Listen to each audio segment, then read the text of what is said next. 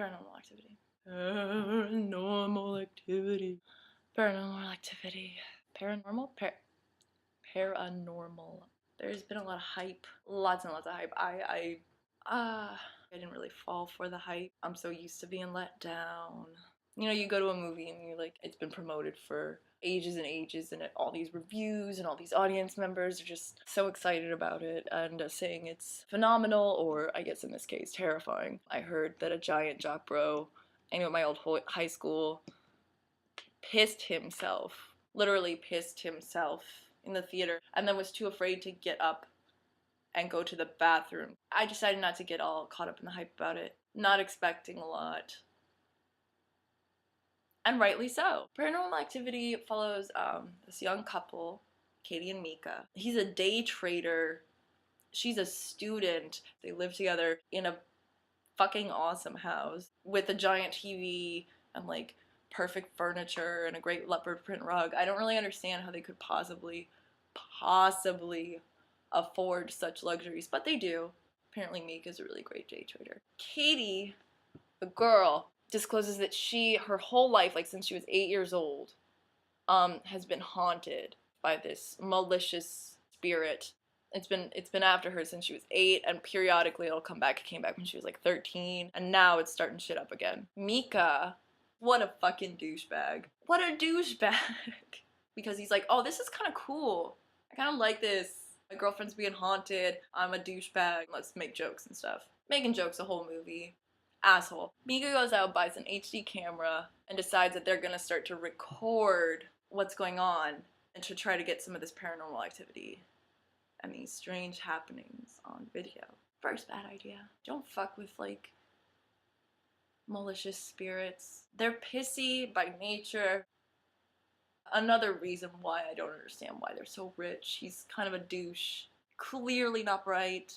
Nice house. Whatever. As they start to record, all this crazy shit happens, especially at nighttime after they go to sleep and they're in bed around like 2 a.m. You know, lights are flickering on and off and you can hear like very, very angry footsteps. This demon's like real pissed. And just basically fucking with them. Screwing around, doing crazy stuff on a Ouija board.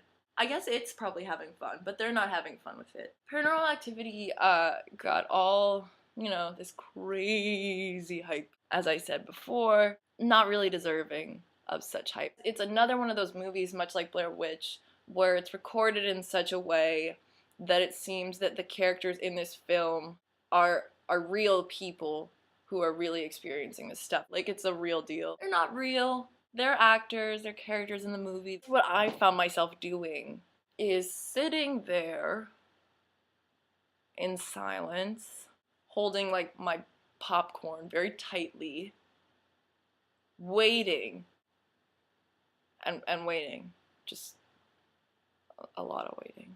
It's a situation where you're expecting something very, very frightening to happen, and you're expecting for like that jump, that scare factor, and you're expecting to freak the fuck out and like spill everything everywhere and make a huge hullabaloo and mess. It doesn't happen. You're just waiting. It's a movie of waiting. Because it's set in these periods of very long silence and no movement whatsoever. So whenever anything does happen, you're like, oh my god, that thing popped. Look at those plants rustling. Having said that, not bad for like a low budget feature. They were very innovative, I think, and how they carried it out without really any special effects whatsoever. I mean, wire work, obviously. But you know, very, very, very low budget, very resourceful of them. Actors weren't that bad. There's a lot of chit-chat, jabber about the ending, because there are actually 3. The original ending that they had before it got picked up, which is very like gruesome. I haven't seen it. You can't find it anywhere. There's the ending that was in theaters, which has like a jump scream scare factor at the very end. Steven Spielberg actually told them to have that ending, which, you know, explains a lot. Scary movie. Then there's the ending I saw, which I saw because I didn't watch it in the theater. I pirated it. My bad. I did have popcorn. Cheaper than movie popcorn. The third ending comes and seems as if it's the most effective. Again, though, not that great at all. I'd give it maybe 2 stars out of 5. Maybe 2 stars. And that's me being generous. Definitely not the best horror movie I've seen in years. No way is it the scariest movie of the last decade. No way is it the scariest movie of all time. It's fun, I guess. Final word.